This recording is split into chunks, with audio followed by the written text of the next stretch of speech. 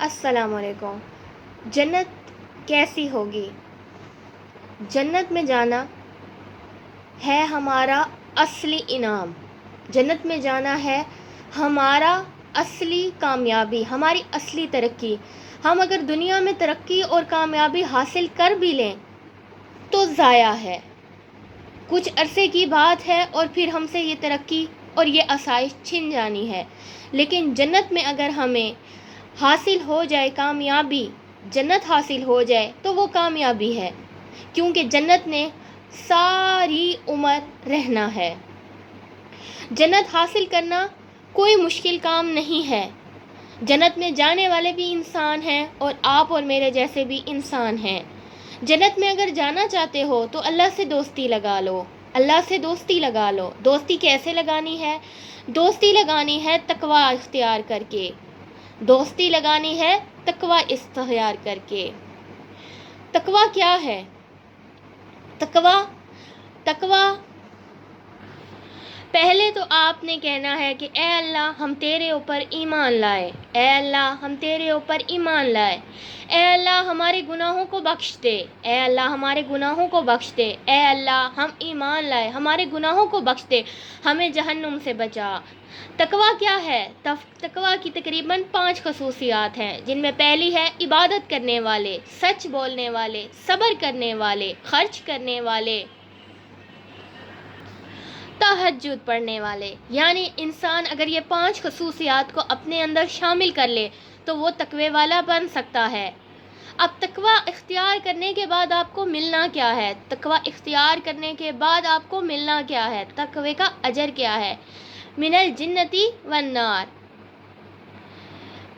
آپ نے 18ویں صدی میں انسانوں نے دریافت کیا سائنس کو، 18ویں صدی میں انسانوں نے دریافت کیا کائنات کو، تو انہوں نے ماننا شروع کر دیا کہ اللہ تو ہے ہی نہیں، خدا تو اب ہے ہی نہیں۔ انسان یہ دعویٰ کرنے لگا کہ میں نے مادی طاقتوں کا ذریعہ دیکھ لیا ہے، اب یہ سسٹمیٹک چیزیں ہیں، ہمیں جنت کی ضرورت ہی نہیں، خدا کی بنائی جنت کی کوئی ضرورت ہی نہیں۔ ہم خود اتنے ترقی یافتہ ہیں کہ ہم ہر لگژری کو پیدا کر سکتے ہیں، ہم ہر ضرورت کو زندگی کو دے سکتے ہیں۔ 18ویں صدی تک لوگوں کا ماننا تھا کہ ہم دنیا کو جنت بنا دیں گے، لیکن انہیں انسانوں نے پھر دریافت کیا کہ بغیر اللہ کے کوئی چیز تخلیق نہیں ہو سکتی، یہ اللہ ہی ہے جو اس سسٹم کو بنا رہا ہے اور چلا رہا ہے، ہمارا اس پر کوئی زور نہیں۔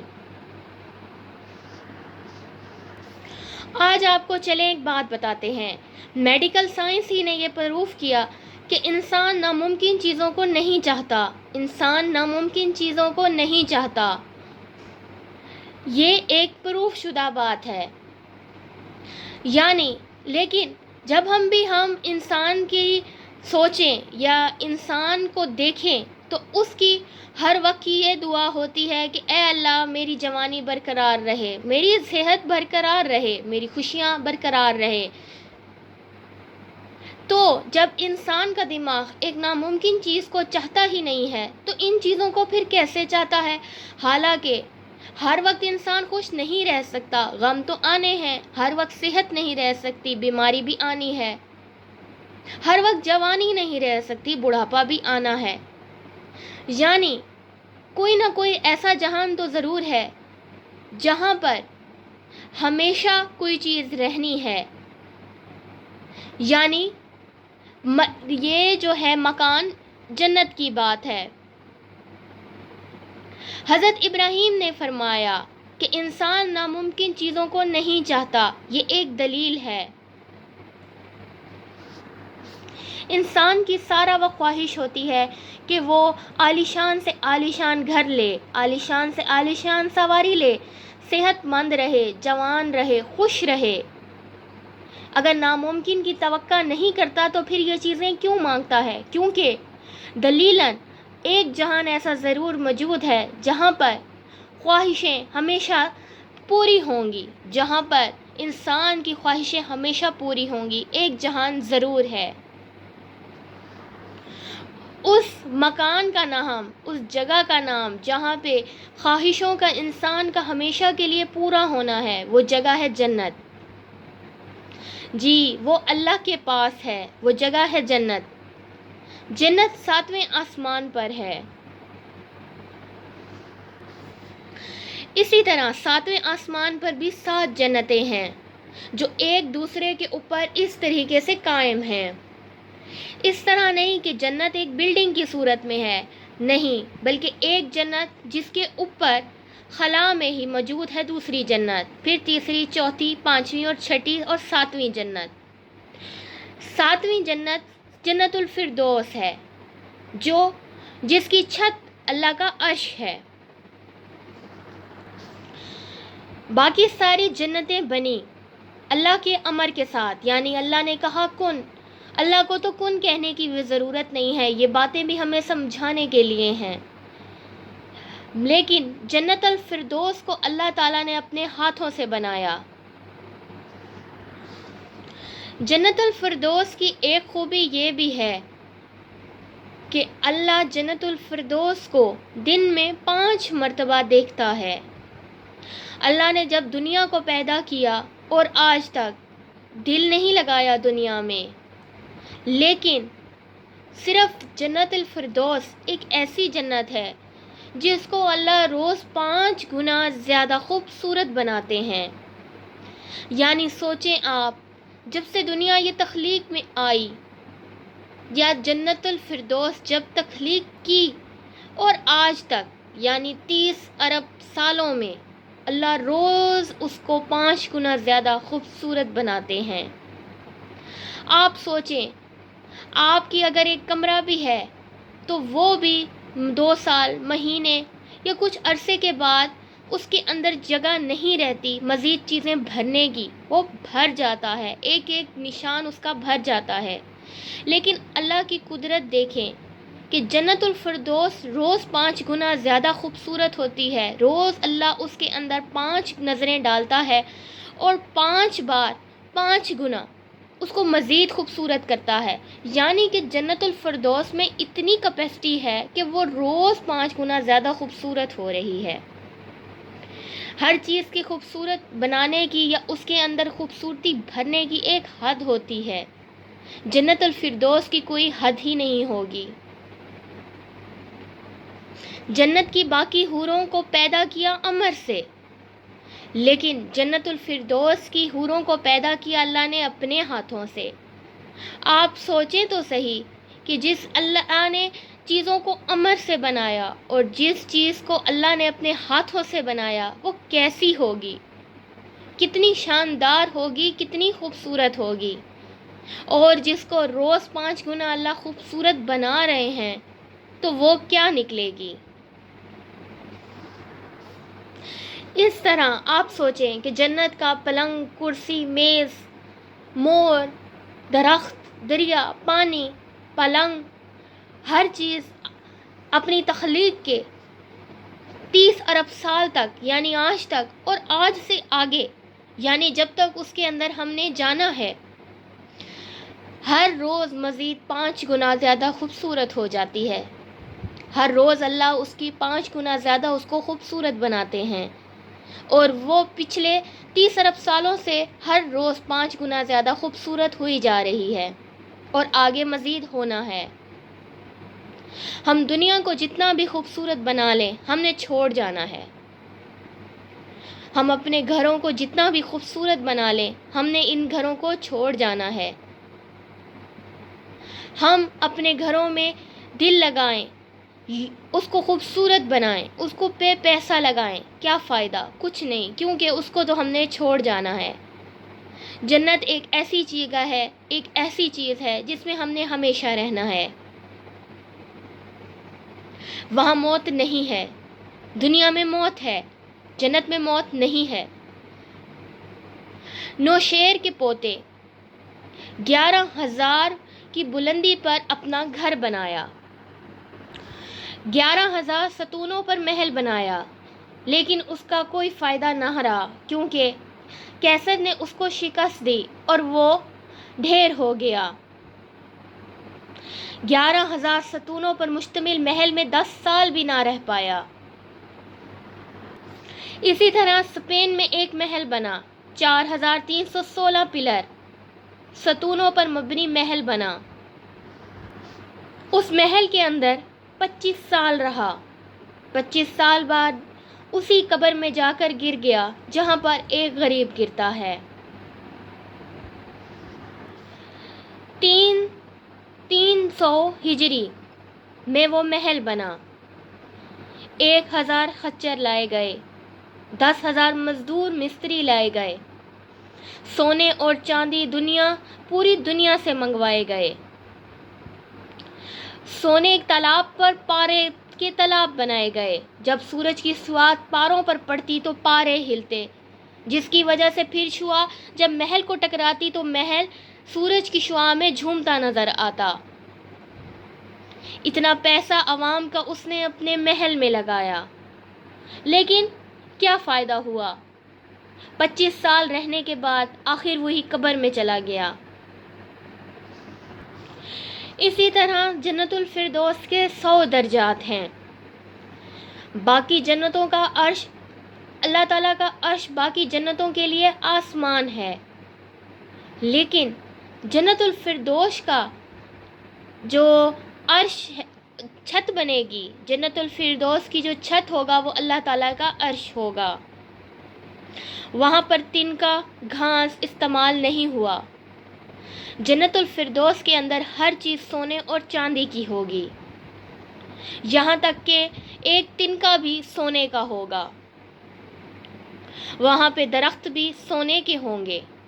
اب آپ سوچیں گے کہ ایک سونے کے درخت سے پھل کیسے نکلیں گے؟ تو آپ یہ بتائیں کہ ایک لکڑی کے درخت سے پھل کیسے نکلتے ہیں؟ درخت میں بھی تو لکڑی ہوتی ہے، اور لکڑی آم دیتا ہے، لکڑی انگور دیتا ہے۔ یہ ہمارا دماغ چونکہ قبول کر چکا ہے کہ لکڑی پھل دیتی ہے، اس لیے وہاں پر درخت سونے کے ہوں گے، وہ پھل دیں گے، وہاں پر ہر چیز سونے اور چاندی سے بنی ہوئی ہوگی۔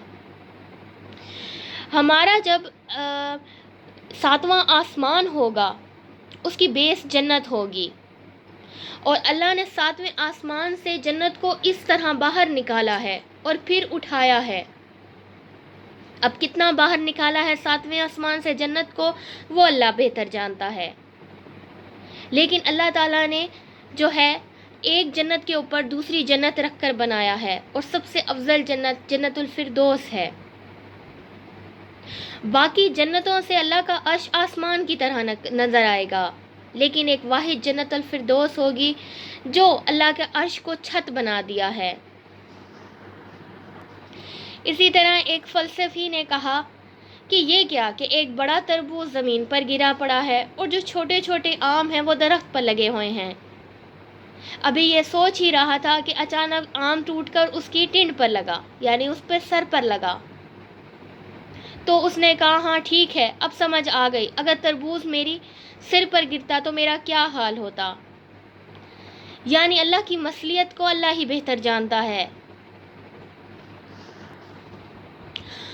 آج دنیا کا سب سے قیمتی ہیرا مانا جاتا تھا کوہ نور کو، جو علاء الدین خلجی نے فتح کیا۔ تو علاء الدین خلجی نے کوہ نور کو دیکھا تو بے ساختہ ان کے نام سے نکلا، اوہ نور کا پہاڑ، کوہ نور، یہ اس ہیرے کا نام رکھا گیا۔ لیکن جب انگریزوں نے ہندوستان کو فتح کیا تو وہ ملکہ الزبتھ کے پاس لے گئے، انہوں نے اس ہیرے کو ایک توڑ کر اپنے تاج میں لگایا اور باقی 3 ہیروں کو ایک پٹی میں رکھ دیا۔ اس سے اب اس کی اتنی قیمت تو نہیں ہے، لیکن یہ دنیا کا ایک کوہ نور ہیرا مانا جاتا ہے، ایک قیمتی پتھر مانا جاتا ہے۔ آج دنیا کے جتنے قیمتی پتھر مانے جاتے ہیں، زمرد، پخراج، کچھ بھی ہیرے، وہ جنت کے ہیروں کے آگے سب سے ادنا ہیرے ہیں۔ جنت کے اندر جو ہیرے لگے ہوئے ہیں، چاہے وہ ان کے لباسوں میں ہوں، تاجوں میں ہوں، میز پر، کرسیوں پر، پردوں پر، دروازوں پر، جہاں کہیں بھی ہو، ایک چھوٹا موتی اگر آپ اٹھا کر دنیا میں رکھ دیں تو پوری دنیا روشنی اور خوشبو سے بھر جائے گی۔ سبحان اللہ۔ جنت میں اللہ تعالیٰ نے جن حوروں کو تخلیق کیا ہے وہ مادہ اور خوشبو سے تیار کیے ہیں، اور جو وہاں کی گھاس ہوگی وہ زعفران سے تیار کی ہوئی ہوگی۔ یہاں اللہ تعالیٰ نے معاشرے کو پاک دامن رکھنے کے لیے نکاح کا راستہ اختیار کیا ہے۔ یہاں لوگوں کو بتایا ہے کہ نکاح کرو، معاشرے کو پاک دامن رکھو۔ اگر تم یہاں پر صبر کر لیتے ہو تو وہاں جنت میں حوریں ہی حوریں ہیں جو مشک و عنبر سے پیدا ہوئی ہیں، وہاں کی گھاس بھی زعفران ہے۔ اسی طرح جو جنت کے گھر ہیں ان کی اینٹیں مٹی یا گارے کی نہیں بنی، ان کی ایک اینٹ ہوگی سونے کی، دوسری اینٹ اس کے اوپر ہوگی چاندی کی، پھر اینٹ آئے گی زمرد کی، پھر آئے گی یاقوت کی، پھر آئے گی ہیرے کی، پھر آئے گی پخراج کی۔ اسی طرح ان اینٹوں سے مل کر دیوار بنی ہے گھروں کی۔ یہاں پر زعفران تھوڑا سا لاکھوں روپے میں ملتا ہے، وہاں پر پورے میدان میں زعفران کی گھاس بچھی ہوئی ہوگی اور جس کی چھت اللہ کا عرش ہوگا۔ اور دیواریں بھی کیسی خاص دیواریں کہ اندر بیٹھو تو باہر نظر آئے گا، باہر بیٹھو تو اندر نظر آئے گا۔ اس کے فرش کی ٹائلوں سمجھ لیں یا فرش سمجھ لیں، فرشوں کے نیچے سورج جیسی روشنی نکلے گی۔ کیا خوبصورتی ہوگی اس جنت کی جو آپ کو میسر ہے۔ آپ نے اختیار کرنا ہے تقویٰ، آپ نے اختیار کرنی ہے نماز، آپ نے اختیار کرنا ہے قرآن، آپ نے دین کا راستہ چننا ہے۔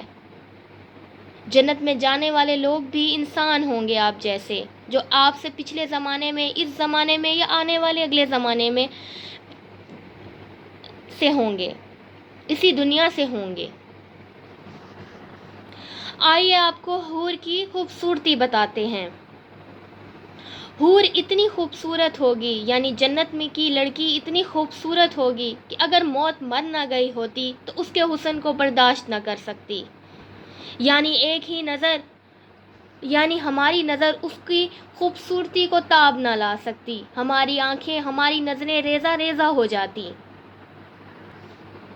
لیکن ایک جگہ یہ بھی ارشاد ہے کہ دنیا کی عورت، نیک صالح پاک دامن عورت، دیندار عورت جنت کی حوروں سے 70,000 گنا زیادہ افضل ہے۔ اسی طرح قوم سلمہ نے پوچھا کہ بتائیں دنیا کی عورتیں افضل ہیں یا جنت کی عورتیں؟ تو آپ نے فرمایا کہ دنیا کی عورتیں۔ آپ نے جواب دیا کہ وہ کیسے؟ جنت کی عورتیں یا جنت کی لڑکیاں تو مشک، عنبر، زعفران اور کافور سے بنی ہیں، یہاں کی عورتیں تو مٹی سے اور پاک گندگی سے بنی ہیں، یہ افضل کیسے ہو سکتی ہیں؟ تو آپ نے جواب دیا،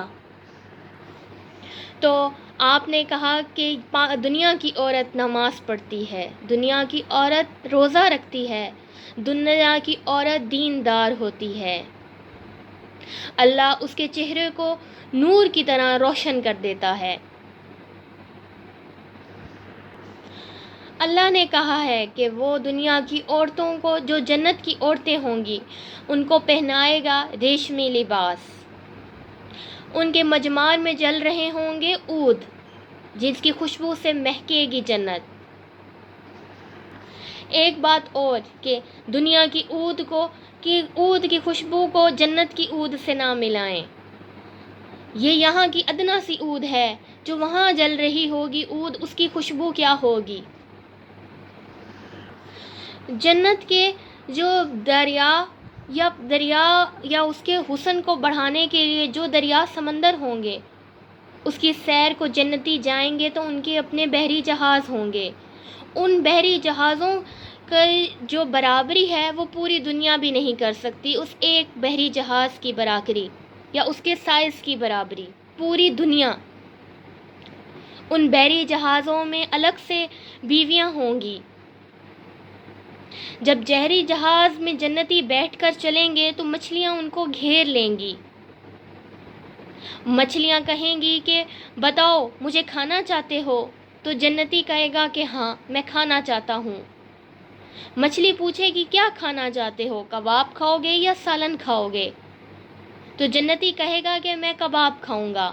تو مچھلی اس طرح انگ کرے گی تو کباب آنا شروع ہو جائیں گے، اور جب اس طرح انگ کرے گی تو سالن آنا شروع ہو جائیں گے۔